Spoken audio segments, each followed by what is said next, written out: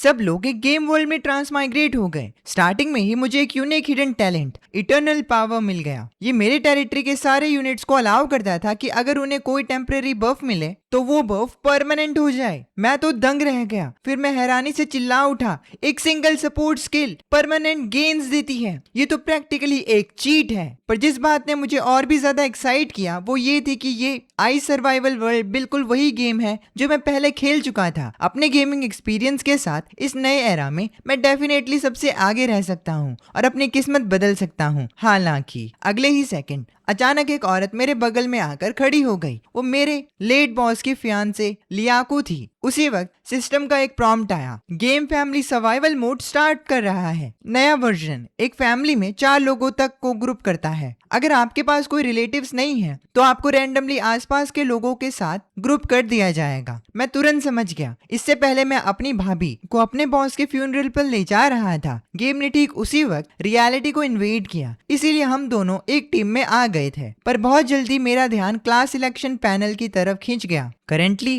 Players 5 classes में से choose कर सकते हैं, cold iron mechanic, polar warrior, Frost मेज, रोअर नाइट और स्नो हंटर। अपने गेम एक्सपीरियंस से मुझे पता था कि यहाँ सबसे स्ट्रॉन्ग कोल्ड आयरन मैकेनिक है। हालांकि ये एक लेट गेम क्लास है और शुरुआत में बहुत वीक होती है। जहाँ तक पोलर वॉरियर और स्नो हंटर की बात है, वो अर्ली गेम में स्ट्रॉन्ग होते हैं पर लेट गेम में उनमें पावर की कमी होती है। बाकी बचे फ्रॉस्ट मेज और रॉयल नाइट के बीच। रॉयल नाइट एक सपोर्ट क्लास है जो कैजुअली टीममेट्स पर डिपेंड करता है, पर फ्रॉस्ट मेज ओवरऑल अच्छा परफॉर्म करता है, इसलिए मैंने डायरेक्टली फ्रॉस्ट मेज क्लास चूज कर ली। कॉन्ग्रेचुलेशंस, आपने अपनी क्लास चूज कर ली है। फ्रॉस्ट मेज एलिमेंट एफिनिटी अनलॉक हो गई है, कोल्ड रेजिस्टेंस थोड़ा बढ़ गया है और इनिशियल गियर आपके स्टोरेज में है। उसी वक्त सिस्टम ने वार्न किया, रात होने में 4 घंटे 32 मिनट बाकी हैं। नोविस प्रोटेक्शन पीरियड के दौरान कोई भी मॉन्स्टर कैंप पर अटैक नहीं करेगा। नोविस प्रोटेक्शन बाकी है 5 दिन 17 घंटे तक। ये देखकर मैंने फ्रॉन किया। अभी का टेम्परेचर पहले से ही -32 है और रात में ये 20 डिग्रीज और गिर जाएगा। ठंड से बचने के लिए हम मेनली कैंप फायर्स और लॉर्ड्स कैबिन पर डिपेंड करते हैं। कैंप फायर भी लेवल 1 पर है कि 10 मीटर के रेडियस में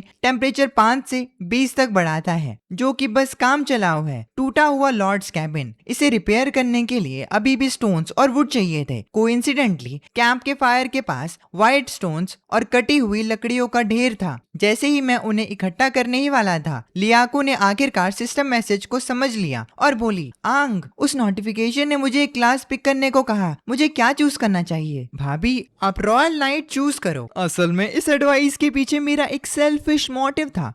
रॉयल नाइट्स के पास लेट गेम में बहुत सारे पावरफुल बफ्स होते हैं। उनके इफेक्ट्स छोटे होते हैं, पर मेरी इटर्नल पावर टैलेंट के साथ मैं इन बफ्स को एक परमानेंट स्टेट में बदल सकता हूँ। सोचो, एक ऐसी आर्मी जिसके पास परमानेंट बफ्स स्टैक्ड हों, उनकी कॉम्बैट पावर कितनी टेरिफाइंग होगी। लियाको ने इस अनजान दुनिया में मेरे डिसीजन पर डाउट नहीं किया। मैं अकेला इंसान था जिसे वो यहाँ जानती थी। फिर मैंने एक स्टार्टिंग सप्लाई बॉक्स खोला एंड उसके अंदर से मुझे ब्रेड, एक स्टोन एक्स और एक स्टोन हैमर मिला। मैंने तुरंत लॉर्ड्स कैबिन को रिपेयर करना शुरू करने के लिए सप्लाईज कलेक्ट की। क्योंकि लियाको हेल्प करना चाहती थी तो मैंने उसे फायर को अपग्रेड करने के लिए रिसोर्सेज इकट्ठा करवाए। जल्दी ही कैंप फायर लेवल 2 तक अपग्रेड हो गया। वार्मथ रेडियस 20 मीटर तक एक्सपैंड हो गई। इस बीच लॉर्ड्स कैबिन पूरी तरह से बन चुका था। Territory interface unlock. कांग्रेचुलेशंस, अब आप और ज्यादा इंफ्रास्ट्रक्चर बिल्ड कर सकते हैं, सिस्टम ने प्रॉम्प्ट दिया और आगे बताया, क्योंकि आप इस सर्वर पर लॉर्ड्स कैबिन बनाने वाले पहले सर्वाइवर हैं, आपको स्किल बुक रिवॉर्ड की जाती है। Frost healing. Frost healing mental energy consume करती है 3 सेकंड के लिए,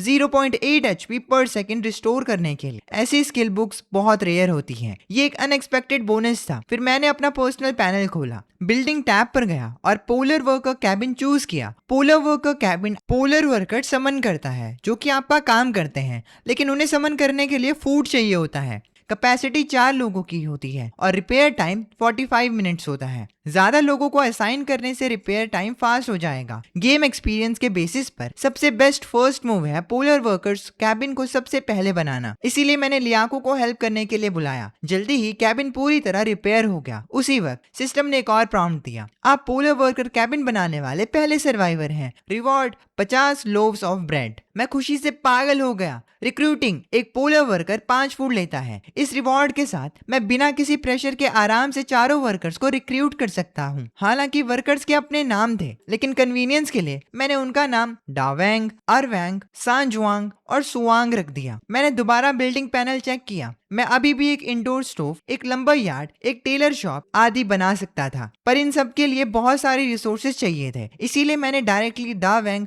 और अरवेंग को लकड़ी काटने और साजुआंग और सुवांग को स्टोन्स माइन करने भेज दिया। रही बात लियाकू और मेरी, हमने एग्जिस्टिंग मटेरियल्स का यूज करके कैंपफायर को लेवल 3 तक अपग्रेड किया। फिर हम अंदर गए एक स्टोव और कुछ सिंपल फर्नीचर बनाने के लिए। ये सब करने के बाद मैंने चैन की सांस ली और चैट पैनल चेक किया। वर्ल्ड चैनल ओपन करने पर मैंने देखा लगभग सभी लोग कंप्लेन कर रहे थे और लॉस्ट फील कर रहे थे। मैंने सोचा कि मेरे अलावा शायद किसी और ने ये गेम नहीं खेला था। तभी दावेंग की आवाज बाहर से आई। मुझे देखते ही उसने जल्दी से कहा, लॉर्ड, बाहर जंगल में एक जाइंट स्नेक है। दावेंग को उसने काट लिया था और वो मर रहा था। मैंने जल्दी से दावेंग का पैनल खोला और देखा उसकी एचपी आधी हो चुकी थी, एक एक्टिव पॉइजन स्टेटस के साथ। पर मुझे राहत मिली कि ये सिर्फ लेवल 1 पॉइजन था। लियाकू को बस प्योरिफिकेशन कास्ट करना था और लियाकू ने धीरे से कहा, हॉली ब्लेस यू, जिसने इंस्टेंटली डावेंग का पॉइजन ठीक कर दिया। उसी वक्त मैंने फ्रॉस्ट हीलिंग कास्ट की। मैंने डावेंग के सर के ऊपर ग्रीन +2 नंबर्स पॉपअप होते देखे। Frost healing cast successfully. Talent eternal power activated. Skill का इफेक्ट अब परमानेंट है। मैं शॉक रह गया।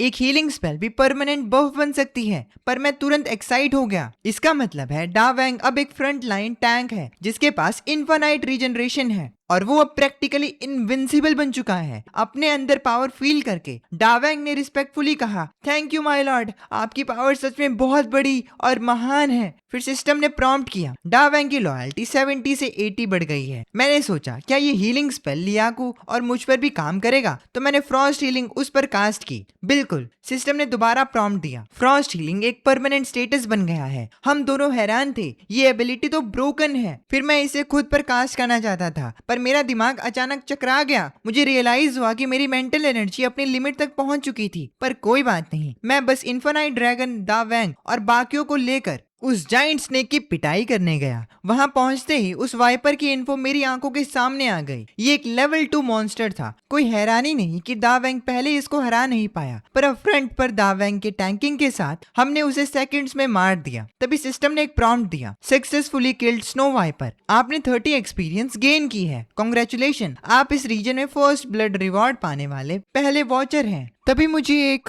स्नेकमैन प्रीस्टेस स्क्रॉल मिलता है। स्नेकमैन प्रीस्टेस समनिंग स्क्रॉल एक लेवल 5 स्नेकमैन प्रीस्टेस को समन करता है कॉम्बैट में असिस्ट करने के लिए। ये देखकर मैं खुश हो गया और तुरंत इसका यूज किया। फिर एक बहुत खूबसूरत स्नेक वुमन अचानक प्रकट हुई। उसने मुझसे कहा, ऑनरेबल लॉर्ड, स्नेकमैन प्रीस्टेस एलिना आपकी सर्विस में हाजिर है। मैंने एलिना का स्टैट्स पैनल चेक किया और मेरी आंखें चमक उठी। एलिना के पास एक्चुअली 2 बफ स्किल्स थे। उसकी पहली एबिलिटी स्केल आर्मर है जो टेम्परेरीली खुद को या एक एलाय को 10 आर्मर प्रोवाइड करती है, और उसकी दूसरी एबिलिटी स्नेकमैन बर्जर्क है जो खुद को या एलाय को एक बर्जर्क इफेक्ट देती है जो मूवमेंट और अटैक स्पीड को 60 सेकेंड्स के लिए 20% बढ़ा देता है। जब तक ये बफ है, इटर्नल पावर के साथ मिलकर ये परमानेंट हो जाता है। मैंने तुरंत एलिना को ऑर्डर दिया कि वो ये दोनों स्किल्स हम पर कास्ट करे। तुरंत सभी ने, जिसमें मैं भी शामिल था, इन दोनों स्किल्स के परमानेंट स्टैक्ड इफेक्ट को एंजॉय किया। मैंने एलिना को भी एक परमानेंट फ्रॉस्ट हीलिंग दी। पावर फील करके एलिना भी उतनी ही शॉक थी और हाँफते हुए बोली, माय लॉर्ड, आपकी पावर सच में अनफेथमेबल है। मैंने सेटिस्फेक्शन से अपना सिर हिलाया और स्नो वाइपर के कॉर्प्स को डिसमेंटल किया। मुझे एक वेनम सैक मिला जो अटैक्स में पॉइजन ऐड करता है और 17 पीसेस स्नेक मीट के मिले। स्नेक मीट देखकर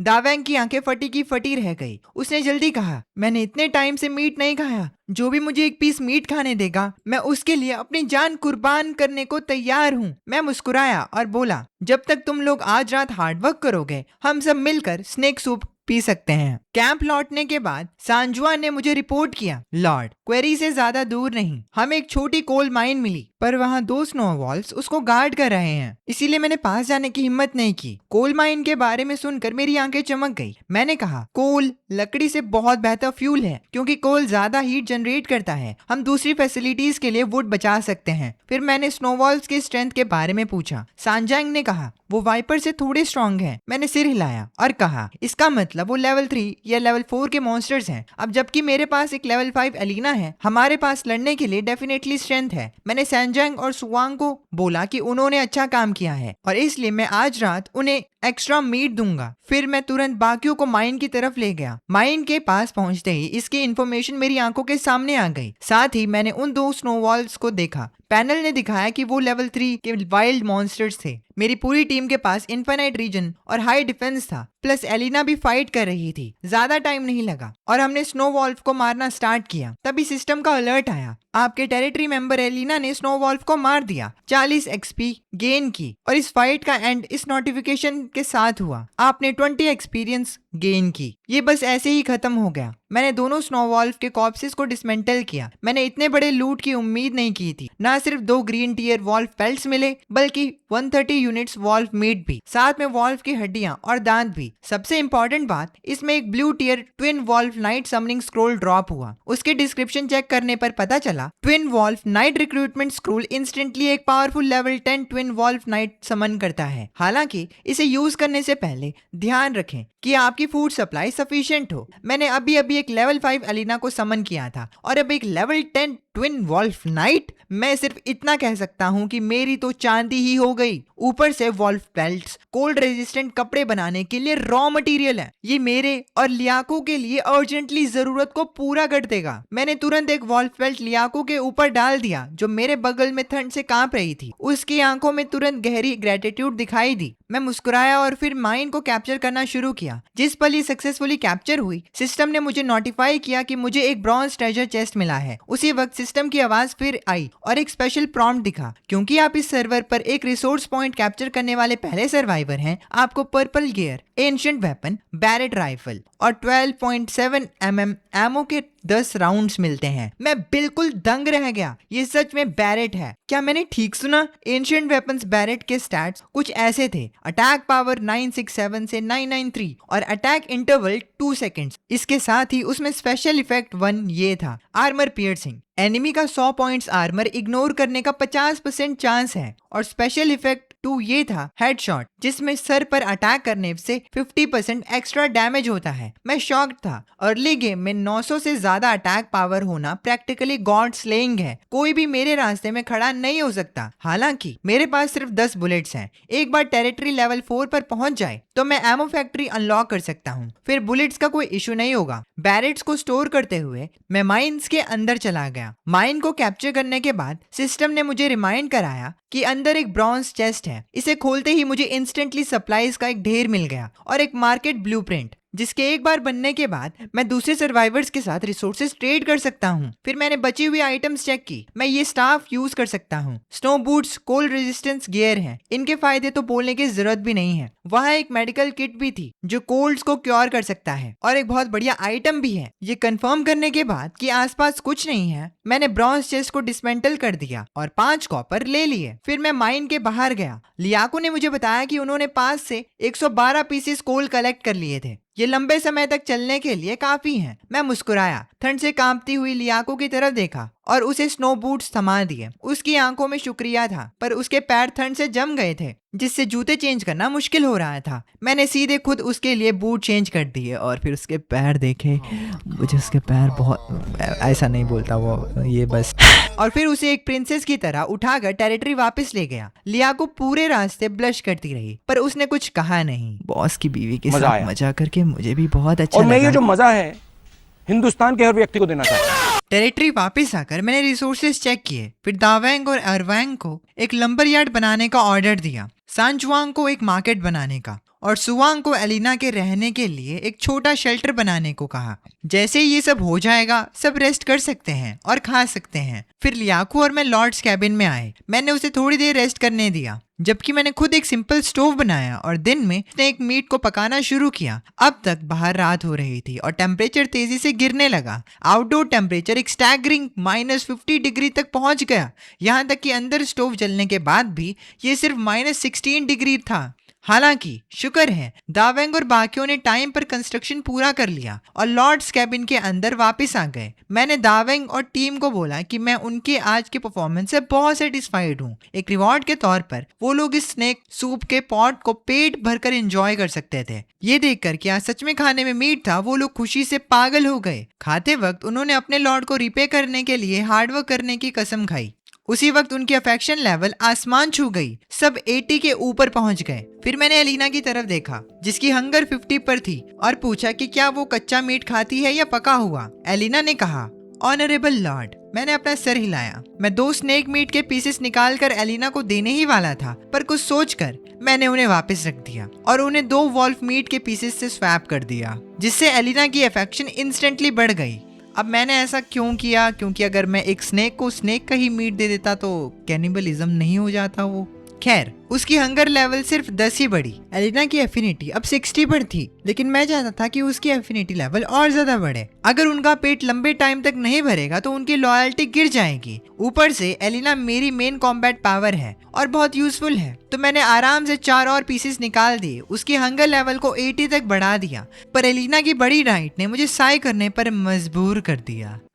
इसके अलावा मेरे पास अभी भी एक और भी ज्यादा powerful twin wolf knight recruitment scroll है। मैं ये सोचे बिना नहीं रह सका कि कल से मुझे और फूड इकट्ठा करने का तरीका ढूंढना ही होगा, क्योंकि अब रात हो चुकी है और इसीलिए हम बाहर काम या एक्सप्लोर नहीं कर सकते हैं।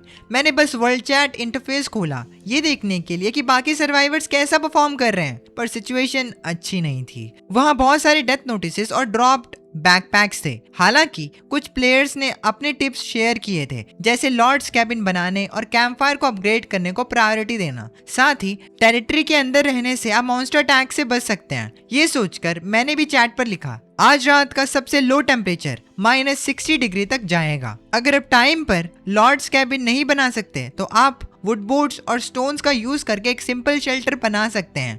यह आपको पहली रात सरवाइव करने में मुश्किल से मदद करेगा। फिर मैं रीजनल चैनल पर गया। सिस्टम के अकॉर्डिंग 500 × 500 किलोमीटर का एक स्क्वायर एरिया है। फर्दरमोर करंट रीजन का नाम रीजन 174 है और ऑनलाइन काउंट 40,000 में से 38,000 है। जहां तक मुझे मैसेजेस मिले उनसे मुझे पता लगा कि ज्यादा लोग अर्थ पर मेरे पास के सिटीज से थे। ऐसा लगता है ट्रांसमाइग्रेटेड ने आसपास की सिटीज के लोगों को एक साथ ग्रुप कर दिया है। बाकी सब वेरियस हेल्प रिक्वेस्ट, टिप्स और ट्रेडिंग पोस्ट थे।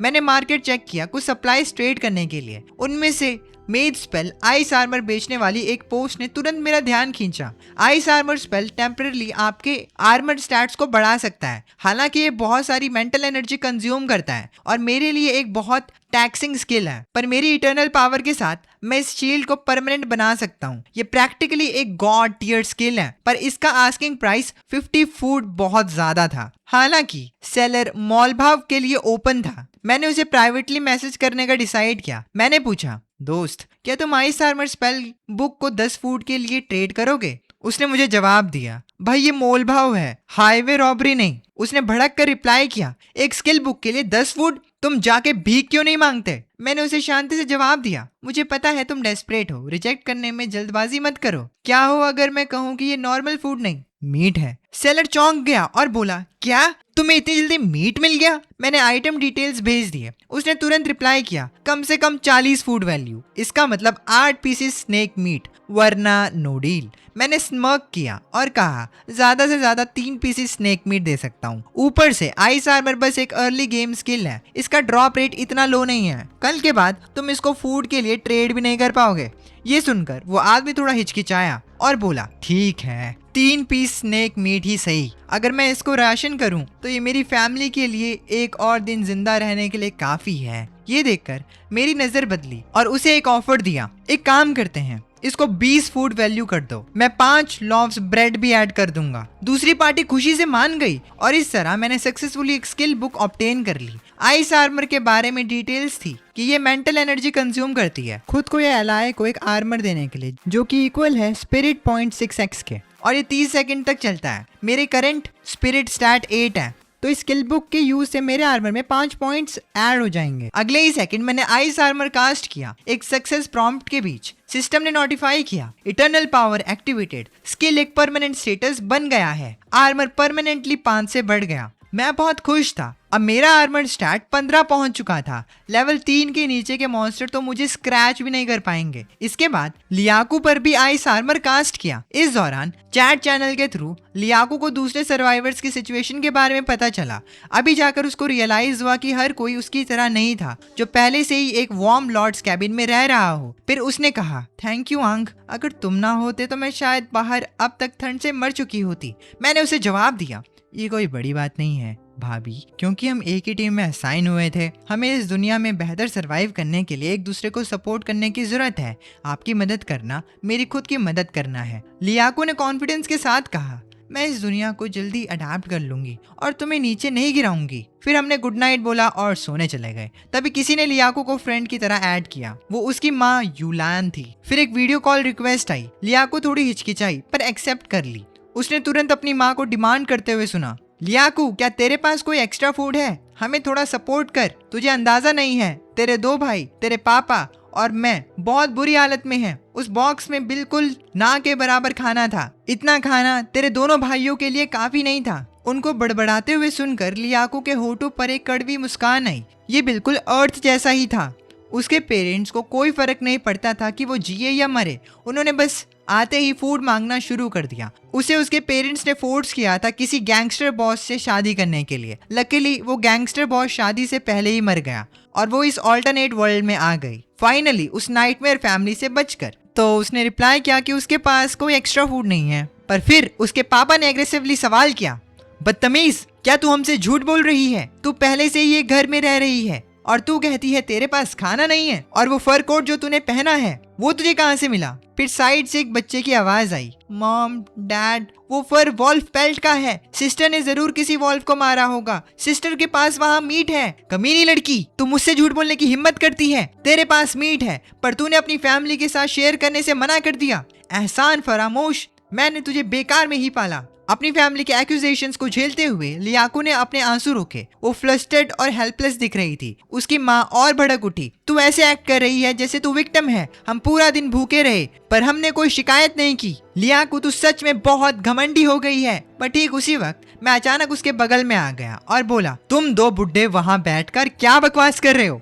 लियाको की माँ गुस्से में आ गई और उसने मुझसे कहा, तू कौन है? मैं अपनी बेटी से बात कर रही हूँ। तुझे बीच में बोलने का क्या हक है? मैंने उन्हें सीधे बहुत बुरा भला कहकर डांटा। तुम्हें जानने की जरूरत नहीं है कि मैं कौन हूँ। रही बात मेरी हक की, मैं वही इंसान हूँ जिसने वॉल्फ को मारा और मीट मेरा है, इसीलिए ये मैटर मेरा है। तुम्हें थोड़ा सा चाहिए, सपने देखते रहो।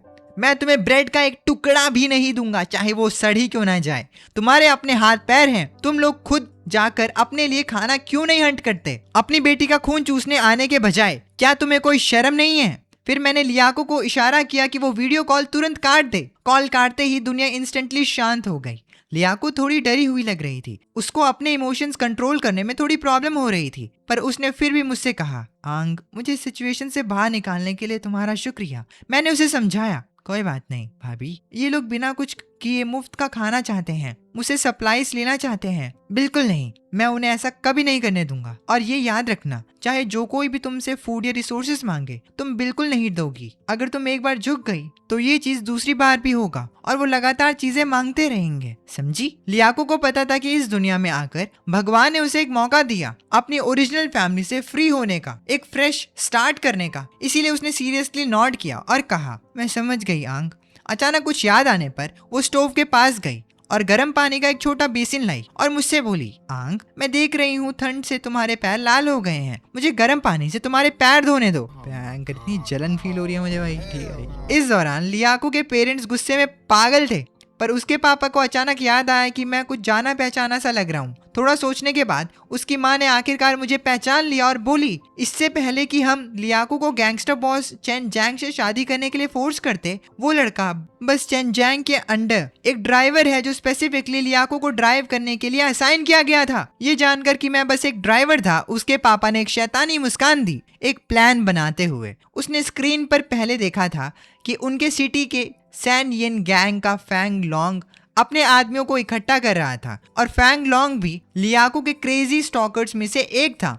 वो पूरी तरह से फैंग लॉन्ग को बैकअप के लिए कांटेक्ट कर सकता था और मुझे रास्ते से हटा सकता था। टाइम स्किप होकर अगला दिन आ गया। तभी एक ग्लोबल नोटिफिकेशन गूंजी, अटेंशन ऑल सर्वाइवर्स, आपने आइस एज की पहली रात सरवाइव कर ली है। नोविस प्रोटेक्शन 4 दिन 22 घंटे बाकी हैं। चैट चैनल चेक करने पर मैंने नोटिस किया कि ऑनलाइन काउंट 1000 से ज्यादा ड्रॉप हो चुका था। मैंने उस पर ज्यादा ध्यान नहीं दिया। इसके बजाय मैंने दावेंग और बाकियों को ऑर्डर दिया कि पोलर वर्कर कैबिन को अपग्रेड करना जारी रखें और दूसरे स्ट्रक्चर्स बनाएं। फिर मैंने twin wolf knight summoning scroll निकाला। जैसे ही मैंने इसे यूज किया, एक जाइंट वेयरवॉल्फ की सवारी करता हुआ एक नाइट मेरे सामने प्रकट हुआ। उसने सल्यूट किया।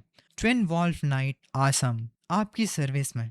मैंने उसके स्टैट्स पैनल को चेक किया। मैंने पाया कि आसम के अलावा वो वॉल्फ भी लेवल 10 का था। ये समन प्रैक्टिकली एक बाय वन गेट वन की तरह था। कितनी कमाल की डील है। मैंने नॉट किया। फिर हमने ice armour, Frost healing, scale armour और स्नेक मैन बर्जर्क असम पर कास्ट कर दिया। उसके पास कुल मिलाकर 4 परमानेंट बफ्स हो चुके थे। असम तुरंत शॉक हो गया और बोला, आप सबसे महान पावर वाले लॉर्ड हैं जिन्हें मैंने आज तक देखा है। असम आपके प्रति अपनी वफादारी की कसम खाता है। उसी वक्त सिस्टम ने मुझे नोटिफाई किया, आपने टेरिटरी मेंबर असम की स्ट्रेंथ बढ़ाने में मदद की। लॉयल्टी बढ़ गई और असम की करंट लॉयल्टी 80 है। मैं सेटिस्फेक्शन से मुस्कुराया। इटर्नल पावर वाकई बहुत काम की चीज है। फिर मैंने असम से कहा कि उसका पहला टास्क एक एक्सप्लोरेशन मिशन है। मैंने उसे इंस्ट्रक्ट किया, कैंप के नॉर्थ ईस्ट की तरफ जाओ और रास्ते में आने वाले किसी भी रिसोर्स पॉइंट्स या वाइल्ड क्रिएचर को मार्क करो। जब एक्सप्लोरेशन रेडियस 10 किलोमीटर तक पहुंच जाए तो वापस आकर रिपोर्ट करना। असम ने कहा, जैसा आप कहें, और वो निकल पड़ा। इस दौरान पोलर वर्कर कैबिन भी लेवल 2 पर पहुंच गया, जिसे अब 8 पोलर वर्कर्स तक को समन किया जा सकता था।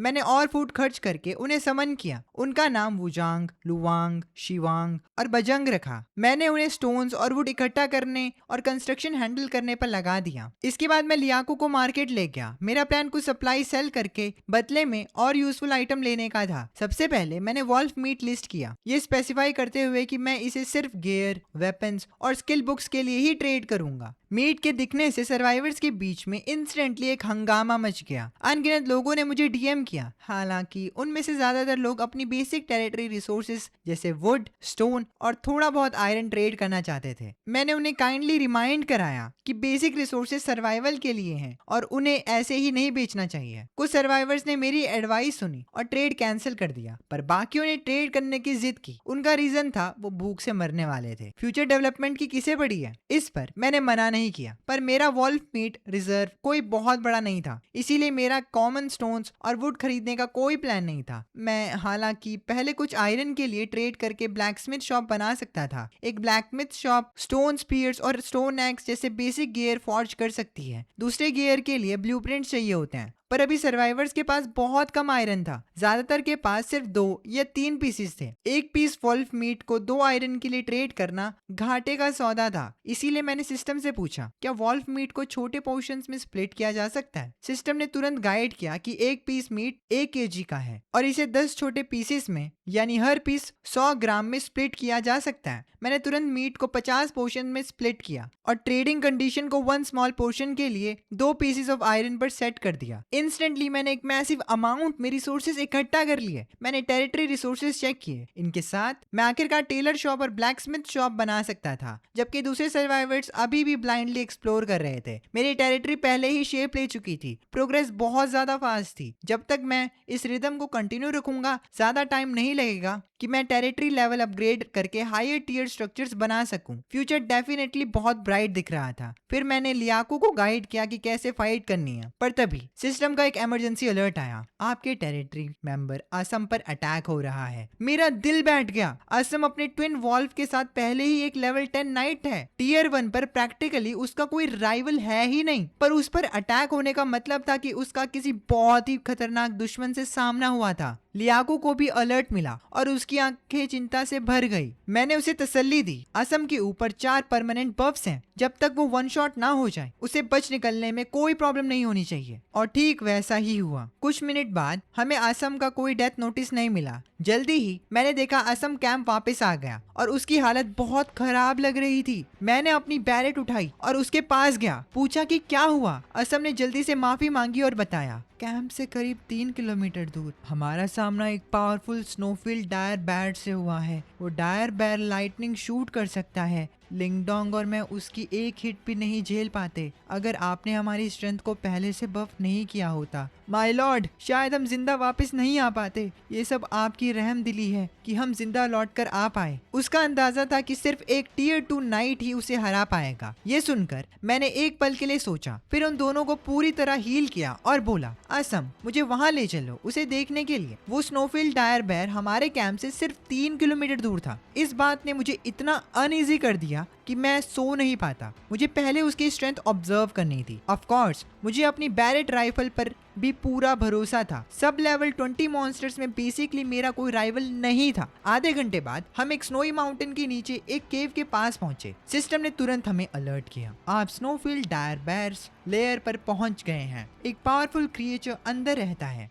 एक्सट्रीमली डेंजरस, कृपया सावधानी से आगे बढ़ें। असम ने दबे पांव आगे बढ़ते हुए पूछा, माय लॉर्ड क्या मैं उसे बाहर ल्योर करके लाऊं? मैंने नॉड किया, बस सावधान रहना, बच निकलना, प्रॉब्लम नहीं होनी चाहिए। जल्दी ही मुझे जमीन कांपती हुई महसूस हुई। अगली ही सेकंड एक बहुत बड़ा शेप केव से निकली एक मैसिव सर जो कम से कम 8 मीटर चौड़ा था, अचानक हमारे सामने आया। उसकी भयानक दहाड़ ने तुरंत एक विजिबल शॉक वेव बना दी। तभी स्क्रीन पर उसके स्टैट्स पॉपअप हुए। Snowfield dire bear, level 15, tier 2 elite creature, health power 4080, attack 347, skill 1 bear slap, कम स्ट्रेंथ वाले एनिमीज पर 100% नॉकबैक इफेक्ट देता है। स्किल 2 वाइल्ड रॉर, एक टेरिफाइंग साउंड वेव रिलीज करता है जो 30 मीटर के अंदर एनिमीज को 3 सेकंड के लिए स्टन स्टेट में डाल देता है। स्किल 3 लाइटनिंग स्ट्राइक, थंडर की पावर समन करता है, 20 मीटर के अंदर एनिमीज को 130% लाइटनिंग डैमेज देता है और 1 सेकंड पैरालिसिस अप्लाई करता है। इन तीनों स्किल्स को देखकर मैं शॉक रह गया। इस डायर बेयर की स्ट्रेंथ प्रैक्टिकली किसी लेवल 20 मॉन्स्टर के बराबर थी, पर मैं घबराया नहीं। इसके बजाय मैंने कामली सिचुएशन को एनालाइज किया। दुश्मन के पास 4000 हेल्थ पावर है। मेरी बैरेट राइफल के साथ मुझे इसे मारने के लिए कम से कम 5 शॉट चाहिए। अभी मैं बेयर से 500 मीटर दूर हूँ। डायर बेयर की स्पीड से उसे मुझ तक पहुंचने में कम से कम 10 सेकंड लगेंगे। बैरेट का 2 सेकंड अटैक इंटरवल है। 10 सेकंड्स मेरे लिए 5 बार फायर करने के लिए काफी हैं। इसीलिए मैंने बैरेट को एम किया और ठीक स्नोफील्ड डायर बेयर पर शॉट फायर किया। तुरंत जैसे ही बेयर से खून निकला, एक टेरिफाइंग डैमेज नंबर -870 पॉपअप हुआ। अपना बैलेंस खोते हुए वो भारी भरकम तरीके से नीचे जमीन पर गिर पड़ा। मैं रुका नहीं और मैंने दोबारा फायर किया। इस बार डैमेज एक स्टैगरिंग -1234 था। इसने बैरेट का आर्मर पियर्सिंग इफेक्ट ट्रिगर किया था। 2 लगातार शॉट्स खाने के बाद स्नोफील्ड डायर बेयर पूरे मर्डरस इंटेंट से भर गया। वो वापस उठा और मेरी तरफ लपका। मैंने एक और शॉट फायर किया, पर ये वाला उसने एक्चुअली डॉज कर लिया। मैं गाली दिए बिना नहीं रह सका। ये कैसा कचरा एम है, मैंने मिस कैसे कर दिया? इस वक्त डायर बेयर के पास 1974 एचपी बची थी। हमारे बीच का डिस्टेंस कैलकुलेट करते हुए मेरे पास शूट करने के सिर्फ 2 चांसेस बचे हुए थे, पर अभी मैं अनयूजुअली काम फील कर रहा था। मैंने दोबारा फायर किया। 893 का डैमेज हुआ। डायर बेयर अब सिर्फ 100 मीटर दूर था और मेरे पास आखिरी शॉट बचा था। जीतने की चाबी बस इस एक पल पर थी। एक टेरिफाइंग डैमेज नंबर -1574 सीधा डायर बेयर के सर से फूटा। आखिरी ब्लो ने ना सिर्फ हिट किया बल्कि उसने एक हेडशॉट ट्रिगर कर दिया था। उसी वक्त एक सुनहरा सिस्टम प्रॉम्प्ट चमका, आपने successfully level 15 snowfield dire bear को मार दिया है। Leapfrog kill experience 350 multiplier by 400% equals to 1400 XP total. आपका लेवल बढ़ गया है, करंट लेवल 3। मुझे 1400 एक्सपीरियंस पॉइंट मिलते हैं और मैं खुशी से पागल हो जाता हूँ। मैं एक साथ 2 बार लेवल अप हुआ था, पर सिस्टम प्रॉम्प्ट्स यहाँ खत्म नहीं हुए थे। अगले ही पल स्क्रीन पर लूट आइटम्स की लिस्ट आ गई। Loot acquired from snowfield dire bear, basic heart of power, basic heart of power ascension item. एक लेवल 10 सर्वाइवर या टेरिटरी मेंबर को असेंशन कंप्लीट करके एक टियर 2 क्रिएचर बनने देता है। असेंशन पर सभी स्टैट्स 100% बढ़ जाते हैं। Basic elemental crystal 8, elemental power से भरे क्रिस्टल जो बेसिक मैजिक बिल्डिंग्स बनने या एल्केमी मटेरियल्स के रूप में यूज होते हैं। कांग्रेचुलेशंस, आप एक इलाइट टियर क्रिएचर को मारने वाले पहले सर्वाइवर हैं। फर्स्ट ब्लड रिवॉर्ड के तौर पर आपको basic elemental arrow tower blueprint मिलती है और इसके साथ एक आइसफील्ड ड्रूइड रिक्रूटमेंट स्क्रोल। उसी वक्त सिस्टम ने एक और नोटिफिकेशन दिया, एलिना और असम आपकी इस फॉर्मिडेबल कॉम्बैट पावर से गहरी तरह प्रभावित हैं। उनकी लॉयल्टी बढ़ गई है। मैं मुस्कुराया और basic hurt of power Assam की तरफ उछाल दिया। असम हैरान होकर बोला, माय लॉर्ड, इतना कीमती हार्ट ऑफ पावर क्या आप सच में मुझे दे सकते हैं? मैंने कहा, असम, आज अपने एक्शन से तुमने अपनी बहादुरी और कॉम्पिटेंस साबित की है। मुझे लगता है तुम इससे भी बड़ी पावर हासिल करने के लायक हो। असम तुरंत भावुक हो गया, उसकी आंखों में आंसू आ गए। मैं आपके लिए अपनी जान देने के लिए तैयार हूँ माय लॉर्ड, सिस्टम ने प्रॉम्प्ट किया। असम आपके एक्शन से डीपली मूव्ड है, लॉयल्टी बढ़ गई है। Current loyalty 95, status reached devoted unto death. जैसे ही असम ने पावर क्रिस्टल यूज किया, उसकी बॉडी से निकलने वाला ऑरा तुरंत एक टेरिफाइंग डिग्री तक स्पाइक कर गया। सिस्टम ने नोटिफाई किया, territory member Assam has ascended, all stats 100% increased. मैंने ब्रीफली असम के पोस्ट असेंशन स्टैट्स चेक किए, फिर एलिना की तरफ देखा। एलिना, अपना अच्छा काम जारी रखो। जैसे ही तुम लेवल 10 तक पहुंचती हो, मैं तुम्हारे लिए भी एक हर्ट ऑफ पावर ढूंढ कर लाऊंगा ताकि तुम टियर 2 में ब्रेक थ्रू कर सको। एलिना ने थैंकफुल होकर कहा, आपकी उदारता के लिए शुक्रिया लॉर्ड, मैं आपके लिए अपना सब कुछ देने को तैयार हूँ my Lord.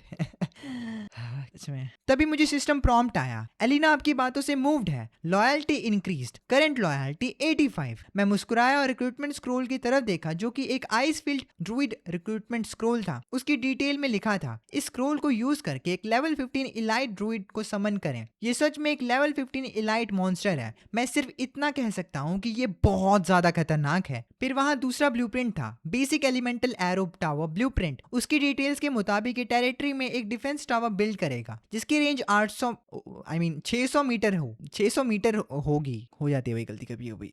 Anyways, arrow tower attack 213 होगा और अटैक इंटरवल हर 2.5 सेकेंड्स में एक बार होगा। मैं बस ये सब देखकर वाव कह सकता था। ये डिस्ट्रक्शन का एक और बड़ा वेपन था, एक सॉलिड 200 अटैक पावर वाला। ये प्रैक्टिकली किसी भी लेवल 5 क्रीचर को वन शॉट में मार सकता था, जैसे एलिना पहले थी। यहाँ तक कि एक बिना असेंड हुआ असम भी 600 मीटर रेंज फेस करते हुए टावर के बेस तक पहुंचने से पहले ही मारा जाता। फिर मैंने डायर बैर की कॉप्स की तरफ देखा और उसे डिसमेंटल करने का ऑप्शन चुना। इंस्टेंटली मुझे 1000 से ज्यादा पीसेस ब्लू क्वालिटी बैर मीट मिला, साथ में बैर पेल्ट, गॉल ब्लैडर एक्सेट्रा भी। जिस बात ने मुझे सबसे ज्यादा खुश किया वो ये था कि पहली बार बैर मीट खाने से एक वॉरियर क्लास के लिए स्ट्रेंथ और कॉन्स्टिट्यूशन परमानेंटली 2 से बढ़ जाता है। ये 48 अटैक और 40 एचपी के बराबर होता है। साथ में आर्मर में थोड़ा सा इंक्रीज देखने को मिलता है। इसके अलावा फूड वही चीज है जिसकी सर्वाइवर्स के पास सबसे ज्यादा कमी है अभी के लिए। अगर मैं इसको ट्रेड पर लगा दूं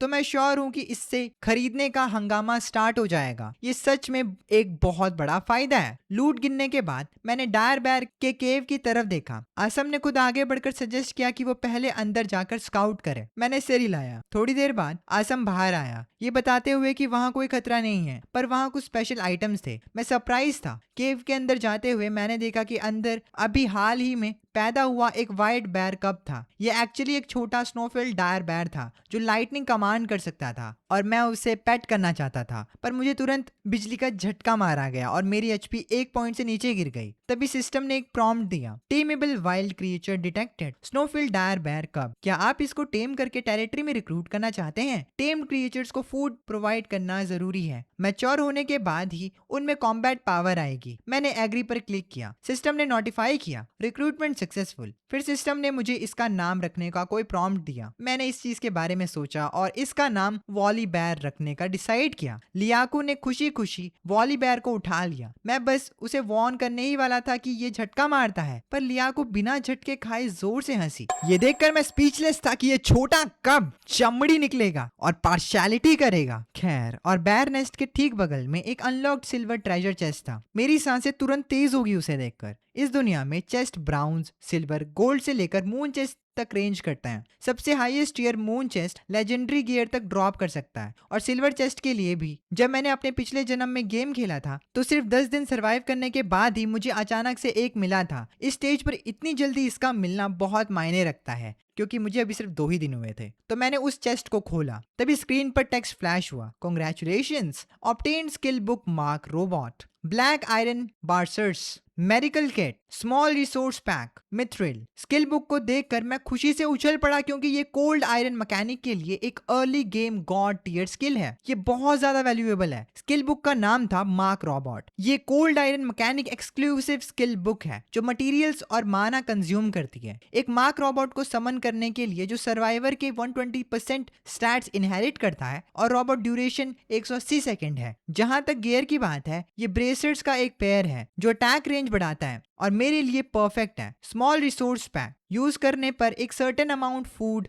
वुड और आयरन देता है। मिथ्रिल एक प्रीशियस मेटल है जो एडवांस्ड गियर और बिल्डिंग्स बनाने में यूज होता है। टेरिटरी में वापस आकर मैंने सप्लाईज चेक किए। मैं यही कहूंगा कि हमारे पास अब सब कुछ है। फिर मैंने दावैंग की टीम को बिल्ड और गैदर करने का काम असाइन किया। लियाको के साथ लॉर्ड्स कैबिन में जाने से पहले जब से मैंने लियाको को उसके पेरेंट्स से डील करने में मदद की, हमारा रिश्ता बहुत करीब आ गया था। एक छोटे से एम्बिगियस मोमेंट के बाद हम और आगे नहीं बढ़े। मुझे अभी थोड़ा शांत होने की जरूरत थी। मैं मार्केट की तरफ गया और ट्रेडिंग इंटरफेस खोला, कुछ सप्लाई सेल करने की तैयारी में। टेरिटरी का डेवलपमेंट सबसे पहले आता है। वर्ल्ड चैनल ओपन करते ही ये हमेशा की तरह डेथ ड्रॉप से भरा हुआ था, पर कुछ लोग गाइड्स शेयर कर रहे थे, एक रूथलेस मास्क्ड मैन के ग्रुप के बारे में वार्न करते हुए जिनसे उनका सामना हुआ था। दूसरों को उनसे दूर रहने के लिए कह रहे थे। तभी चैट चैनल में एक कमोशन शुरू हो गया। सैन यांग गैंग का फैंग लॉन्ग दोबारा फूड बेच रहा था। उसने मैसेज डाला, 100 ग्राम लीन मीट फॉर 100 वुड या 50 स्टोन्स, वेपन्स और गियर को प्रायोरिटी दी जाएगी। जिसके पास भी स्पेयर मटेरियल्स हैं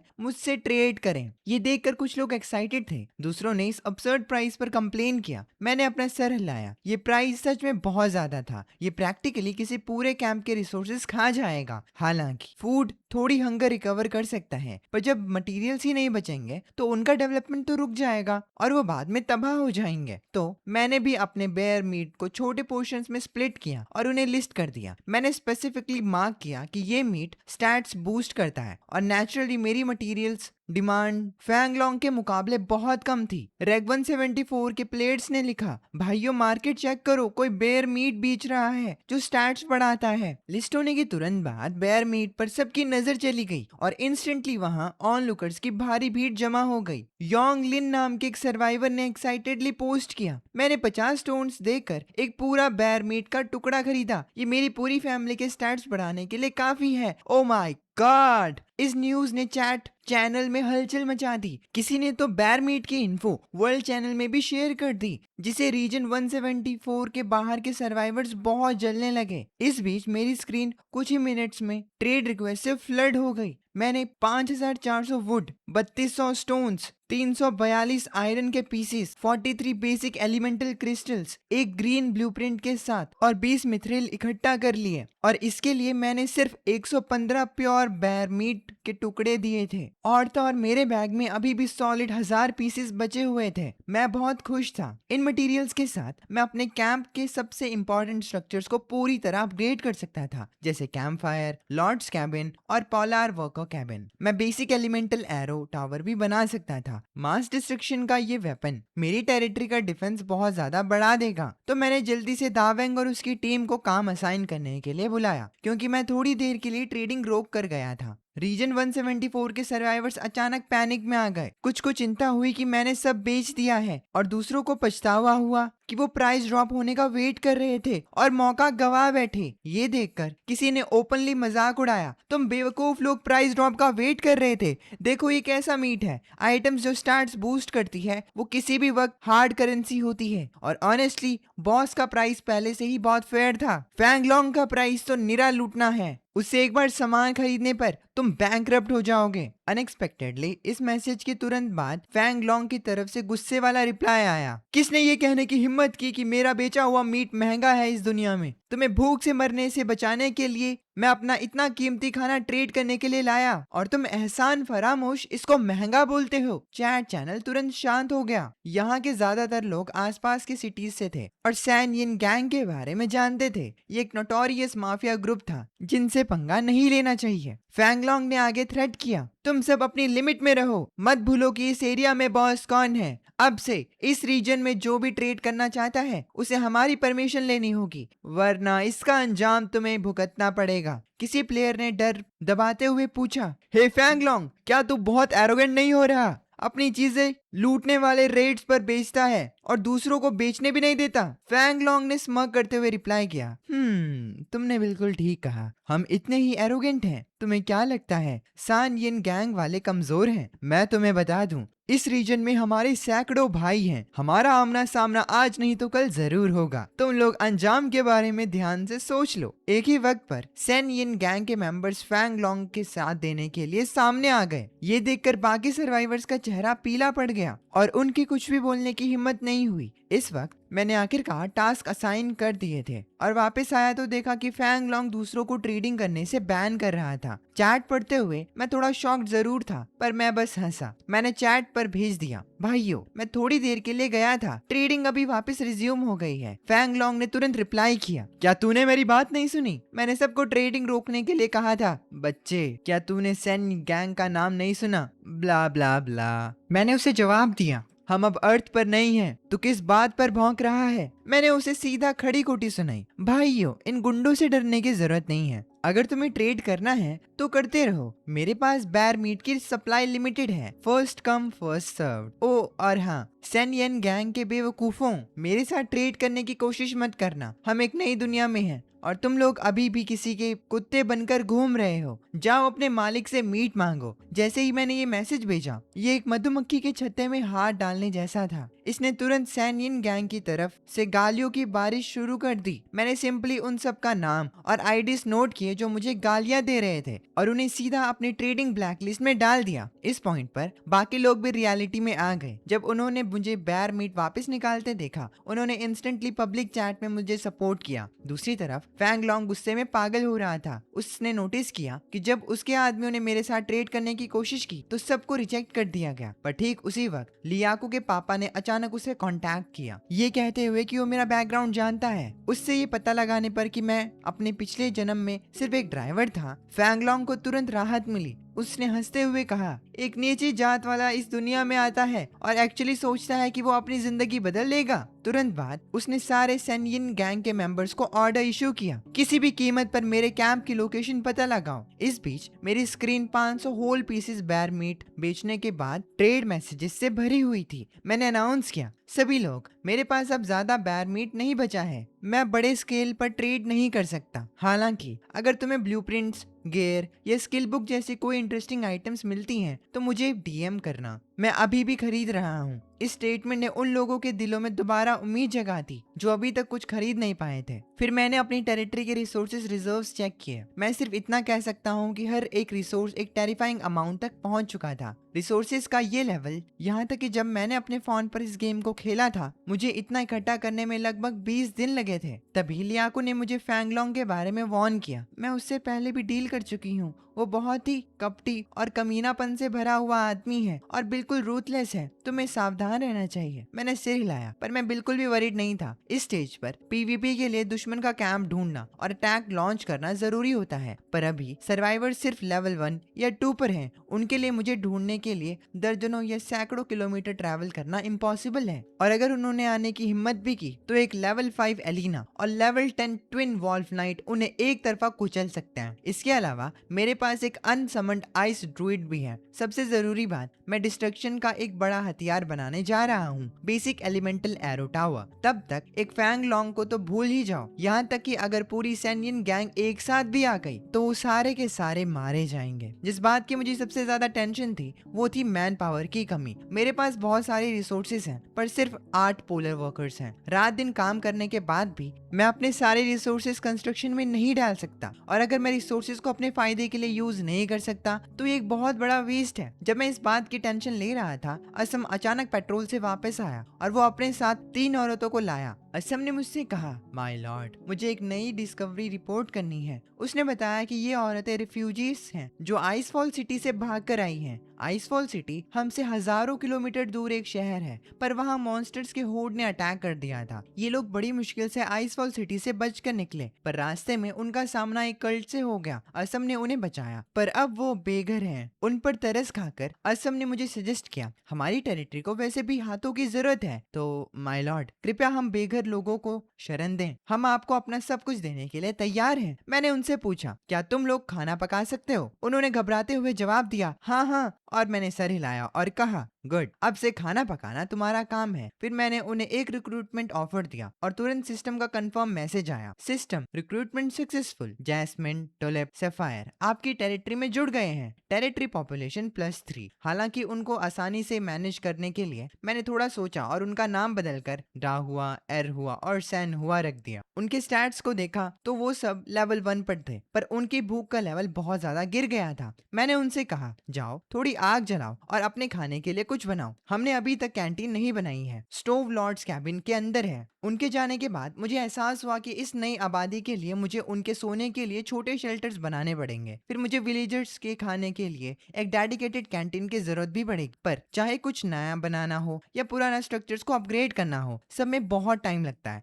मैंने अंदर उन 8 पोलर वर्कर्स को देखा जो लगातार काम कर रहे थे। हमारे पास सच में काफी हाथ नहीं थे। मैंने अपने पिछले गेमिंग एक्सपीरियंस को याद किया। पहले तो इस गेम में इंडिजीनियस लोग थे। उस बेसिस पर मैन पावर पाने के लिए टेरिटरी एक्सपैंड करने और आसपास की ट्राइब्स और रिफ्यूजीज को अट्रैक्ट करके ज्वाइन करवाने के यूजुअली 4 तरीके होते थे। जैसे असम जैसे यूनिट से आसपास की जगहों को स्काउट करवाया जाए जिससे उन्हें कोई मिलने के चांसेस बने। दूसरा तरीका ये था कि इस दुनिया के किसी सिटी या टाउन टेवरन में जाकर कुछ स्पेशल एबिलिटीज वाले एनपीसीज को कुछ फीस देकर रिक्रूट करें। तीसरा तरीका ये था कि सीधे तौर पर वॉर डिक्लेयर करके आसपास की ट्राइबल रेजिडेंट्स को हराकर उनको अपना सब्जेक्ट बनने पर मजबूर करना। हालांकि इनमें से कोई भी तरीका अभी मेरी इस हालत में ठीक नहीं बैठता था। जब मैं यही मैन पावर की चिंता कर रहा था तभी दाहुआ और बाकी लड़कियों ने अपना खाना खत्म किया और मेरे लिए एक बहुत अच्छी खबर ले आए। दाहुआ ने बताया कि वो एक भयानक नोमैडिक हंटर के कैंप से भागकर आई है। उनके कई साथी अभी भी वहां कैद थे। अगर हो सके तो उसने उम्मीद जताई कि मैं उन्हें बचाऊंगा। मैन पावर बढ़ाने का ये एक बहुत अच्छा मौका था। इसीलिए मैंने पूछा, उस हंटर ग्रुप में कितने लोग हैं? क्या तुम लोग उनकी स्ट्रेंथ जानती हो? दाहुआ ने डिटेल दी। करीब 20 या 30 लोग। उनके पास जितने भी ओर्स हैं वो बिल्कुल आपके ओर्स की तरह ही फील होते हैं। लॉर्ड, 2 स्क्वाड लीडर्स हैं जो उस स्नेक मैन औरत से थोड़े ज्यादा स्ट्रांग है और आखिर में सबसे ताकतवर कैप्टन जिसका ऑरा मिस्टर असम के वॉल्व्स के जैसा है। मैंने सिर हिलाया और कहा, तो मतलब एक लेवल 10 का हंटर तो लेवल 5 से ऊपर के और 20 से ज्यादा हंटर्स जो लेवल 5 के नीचे थे।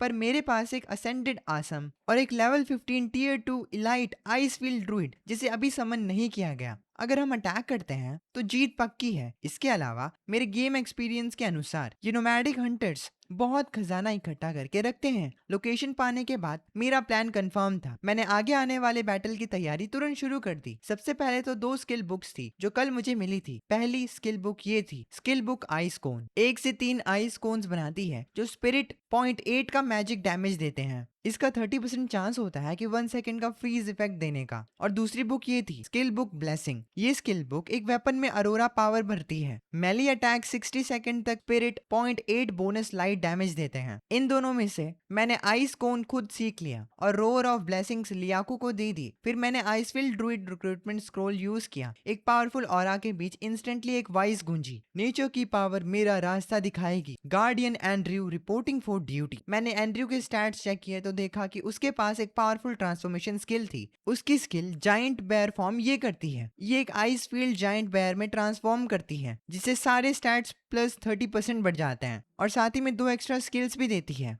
वाइल्ड रॉर और फियर्स स्ट्राइक, जिनकी ड्यूरेशन 60 सेकंड्स होती है और कूल डाउन 180 सेकंड्स। मैंने सेटिस्फेक्शन में सिर हिलाया। हालांकि मैंने ये भी देखा कि एंड्रयू की लॉयल्टी सिर्फ 63 थी और जब उसने मुझे देखा तो उसकी आंखों में एक रूखापन था। मुझे पता था इसकी वजह ये थी कि मैं अभी थोड़ा कमजोर था, इसीलिए ये बंदा पूरी तरह से आज्ञाकारी नहीं था और एंड्रयू ने एग्जैक्टली यही सोचा। एक कमजोर लॉर्ड उसकी लॉयल्टी के काबिल नहीं था। पर मैं बस मुस्कुराया और बोला, एंड्रयू, मेरे सब्जेक्ट के रूप में तुम्हें एक डिवाइन ब्लेसिंग प्राप्त होगी। फिर एंड्रयू के पूरे शौक के बीच मैंने आई सीलिंग, आइस आर्मर और एलिना के कई ब्लेसिंग स्किल्स उस पर कास्ट कर दिया। मेरे इटर्नल पावर के साथ मिलकर मैंने इन इफेक्ट्स को परमानेंट स्टेट्स में बदल दिया, अपने अंदर पावर बढ़ते हुए महसूस करके और ये समझते हुए कि ये परमानेंट थे। एंड्रयू स्टन्ड था। उसने शॉक्ड होकर पूछा, माय लॉर्ड, ये कैसी ब्लेसिंग है? ये बहुत पावरफुल है। मैंने कहा, ये तुम्हारी लॉयल्टी का रिवॉर्ड है। सिर्फ मेरे सब्जेक्ट को ही ऐसी ब्लेसिंग मिल सकती है। एंड्रयू ने सर झुकाया और कहा, माय लॉर्ड, आपकी पावर किसी भी ऐसी चीज से अलग है जो मैंने आज तक देखी हो। एंड्रयू आपकी दी हुई इस ब्लेसिंग के लिए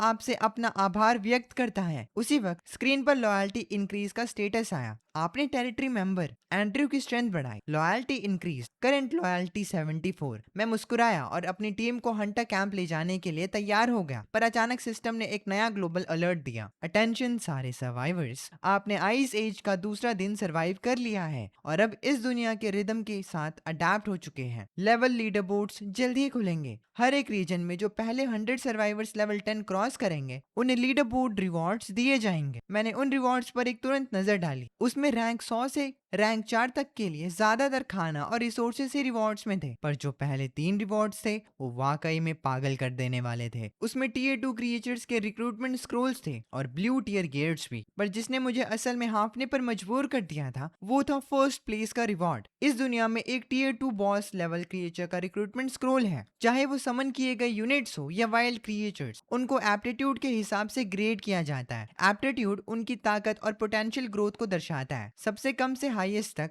नॉर्मल, इलाइट, चीफ, बॉस और कमांडर लेवल्स होते हैं, और एप्टीट्यूड जितना बढ़ता जाएगा लेवलिंग अप में आपके स्टैट्स भी उतने ही ज्यादा होते जाएंगे। जैसे एक इलाइट क्रिएचर के पास स्टैट्स में नेचुरली एक नॉर्मल क्रिएचर से 30% ज्यादा ताकत होती है। ये फर्स्ट प्लेस का रिवॉर्ड डायरेक्टली चीफ को छोड़कर एक बॉस लेवल का क्रिएचर दे रहा था, जो सच में एक टेरिफाइंग चीज थी, क्योंकि boss level second best level होता है। उस पर मैंने फैसला किया कि मुझे किसी भी हालत में इस फर्स्ट प्लेस रिवॉर्ड को पाने के लिए मेहनत करनी होगी। इस दौरान फैंग लॉन्ग, जिसे मुझसे ये दूसरी फैक्शंस के लोगों से दुश्मनी थी, उसने भी ठीक यही बात सोची होगी, पर सिस्टम के अकॉर्डिंग अभी लीडर बोर्ड पब्लिश नहीं किया जाएगा। तो मैंने अपनी खुशी को दबाते हुए सीधा अपनी टीम को हंटर कैंप की तरफ जाने का कमांड दिया। वहां पहुंचने पर सिस्टम ने रेड वार्निंग शो की, आप एक स्पेशल एरिया में आए हैं, नोमैडिक हंटर कैंप। यहाँ का डेंजर लेवल एक्सट्रीमली डेंजरस है। ये देखकर मैं बिल्कुल भी नहीं डरा। ये सिस्टम मेरा इवैल्यूएशन मेरी पर्सनल ताकत को बेस बनाकर कर रहा था। समन्स को बाहर रखकर मैंने एंड्रयू और रसम की टीम को तुरंत चार्ज करने का ऑर्डर दिया। एनिमी विसल्स के बीच दर्जनों भाले लिए हुए नोमैडिक हंटर्स रिएक्ट करते हुए अपने टेंट से बाहर आ गए। मैंने झट से उनके स्टैट्स पर एक नजर डाली। वो सब लेवल 3 या लेवल 4 के थे, उनसे कोई खतरा नहीं था। फिर मैंने देखा एंड्रयू सीधा भीड़ में जाके भिड़ गया और अपने एक ही वार में काफी हंटर्स को डैमेज कर दिया। -300 और -400 के डैमेज नंबर्स पॉप अप हो रहे थे।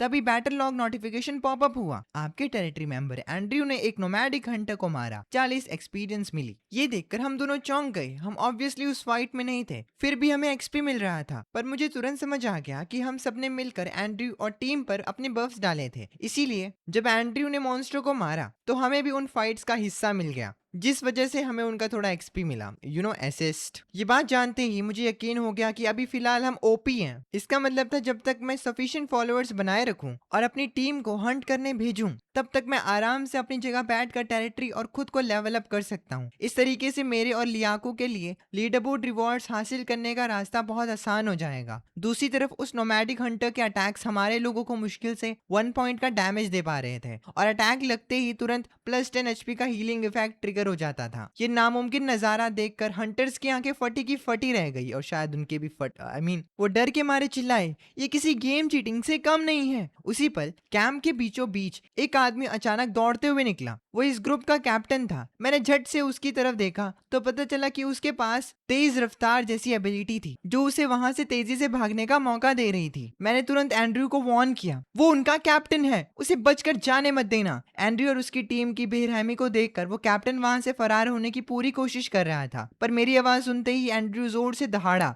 और तेजी से एक जायंट बेयर में ट्रांसफॉर्म हो गया। उसने एक लंबा जंप मारा और आगे बढ़कर कप्तान को तुरंत दबोचा और उठाकर इतनी जोर से जमीन पर पटका कि उसकी वहीं मौत हो गई। उसी वक्त स्क्रीन पर विक्ट्री नोटिफिकेशन चमका, आपने 150 एक्सपीरियंस गेन कर ली है, level up to level 4, territory का रैंक +50 बढ़ गया है। एक स्पेशल जानकारी, क्योंकि आपने डिफिकल्टी के मुताबिक उन्हें एफिशिएंटली फिनिश किया है, तो आपको एक्स्ट्रा रिवॉर्ड के तौर पर फैंटम असैसिन रिक्रूटमेंट स्क्रोल मिलता है, जो कि एक लेवल 20 इलाइट फैंटम असैसिन को समन कर सकता है। ये जानते ही मैं बहुत खुश हुआ। लेवल 20 का इलाइट, ये समन तो एंड्रयू से भी ज्यादा तगड़ा होगा। उसके बाद मैं उस कैंप की लूट इकट्ठा करने के लिए आगे बढ़ा। हमारी टीम को कुछ हंटर मास्क, एक Tier 1 सोल्जर ट्रेनिंग मैनुअल और कुछ सिक्के मिले। हंटर मास्क वो गियर होता है जो पहनने वाले का स्पिरिट स्टैट बूस्ट करता है। ट्रेनिंग मैनुअल आम एनपीसीज को Tier 1 कैपेबिलिटी वाले सोल्जर में ट्रेन करने के काम आता है। कॉइन्स इस दुनिया में यूनिवर्सली यूजफुल करेंसी थे, जो खाने पीने और फॉलोअर्स की भरपाई या ट्रेडिंग के काम आते थे।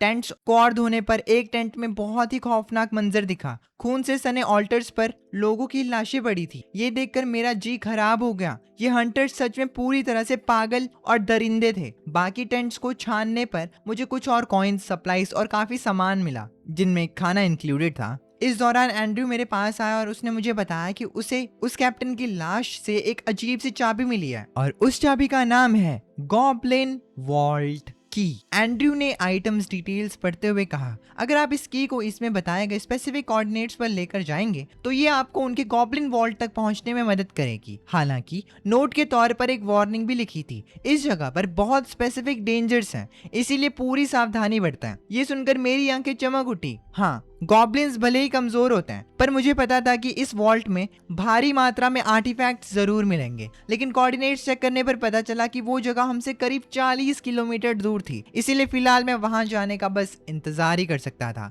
आखिर में जब हम सबसे लेटेस्ट टेंट की तरफ गए तो मैंने वहां बंधे हुए लोगों से उनके नाम पूछे जिन्हें उन पागल दरिंदों ने हॉस्टेज बनाया हुआ था। उनमें अर्थ की एक लड़की भी थी जिसका नाम टोंग चाकू था। वो अभी लेवल 1 पर थी। उसने रोते हुए बताया कि वो एंड उसके डैड खाना ढूंढने के लिए आए थे, लेकिन फिर इन नोमैडिक हंटर्स ने उन्हें पकड़ लिया। उसकी पूरी बात सुनकर मैं परेशान हो गया, क्योंकि जब हम पिछले टेंट में ऑल्टर्स के पास गए थे तो वहीं उनकी लाश थी। वो वहां मारे जा चुके थे। अपने पिता की मौत की बात जानकर टोंग चाकू लगातार रोती रही। लियाको उसे घूर कर देखती रहती है और हमदर्दी से बोलती है, चलो इसे भी अपने साथ कैंप ले चलते हैं। मैंने सहमति में हाँ बोला। इन नए लोगों को अपने साथ ले जाना थोड़ा रिस्की था, क्योंकि ये कभी भी धोखा दे सकते थे, पर इस लड़की के पास कोई कॉम्बैट स्ट्रेंथ नहीं थी, इसीलिए मुझे इससे डरना जरूरी नहीं लगा। लियाको ने उसके पास जाकर आराम से कहा, आप टेंशन मत लीजिए, अब सब ठीक है। टोंग चाकू, जिसे थोड़ी राहत मिली थी, उसने उम्मीद भरी नजरों से मुझे देखते हुए दबी जबान में पूछा, भैया क्या हम मेरी मॉम को भी यहाँ ला सकते हैं? मेरी माँ हमारे कैंप में अकेली है। ये सुनते ही मैं थोड़ा सोच में पड़ गया और कन्फ्लिक्टेड था। असली सर्वाइवर एनपीसीज की तरह कमजोर या आज्ञाकारी नहीं होते, वो कभी भी रेबेल कर सकते हैं। अगर इनकी फैमिली का कोई बड़ा दुश्मन रहा तो कल मुझे उससे भी उलझना पड़ेगा। और सबसे बड़ा सवाल, मैंने कैंप में मैनेज कैसे करूंगा? मेरे दिमाग में इसके 2 तरीके आए। मेथड 1 ये था, एक पार्टनरशिप एग्रीमेंट जिसमें कैंप की बिल्डिंग परमिशन अथॉरिटी में सब लोग शामिल होंगे। मेथड 2 ये था, सिर्फ रेजिडेंसी और सब्जेक्ट स्टेटस, जिसमें वो लॉर्ड के अधीन रहेंगे, अपना सब कुछ लॉर्ड को देंगे और उसकी रिस्पेक्ट करेंगे। सिस्टम के हिसाब से अगर वो इस पर एग्री करते हैं तो आपस में लड़ाई या धोखा नहीं दे सकते हैं। इस सिचुएशन में मुझे दूसरा तरीका ही परफेक्ट लगा। जब टोंग चाकू इस शर्त पर राजी हो गई तो मैंने उसे तुरंत परमिशन दे दी कि वो हमारे साथ चल सकती है। उसके बाद मैंने बाकी हॉस्टेजेस से पूछा और वो लोग भी इस चीज पर राजी हुए। उन्हें हमने अपने ग्रुप में शामिल कर लिया। इनमें कावी और उसके कुछ दोस्त भी थे। उनके पास बेसिक क्राफ्टिंग और कुकिंग जैसी स्किल्स थी, जिसकी वजह से वो हमारे लिए एक बहुत अच्छे सपोर्ट सिस्टम साबित हुए। उनकी स्किल्स देखकर मैंने मुस्कुराते हुए कहा, बहुत बढ़िया। इनके बेस को लूटने पर हमें एक नोमैडिक हंटर स्टोरेज बॉक्स भी मिला। उसमें व्हाइट ब्रेड और कुछ व्हीट सीड्स थे जो आगे चलकर खेती करने में मदद कर सकते थे। वहीं मुझे एक खुफिया लेटर मिला जिसे पढ़कर पता लगा कि आगे फ्यूचर में चर्च ऑफ लाइट नाम का एक फैक्शन इस पूरी दुनिया को बर्बाद करना चाहता है।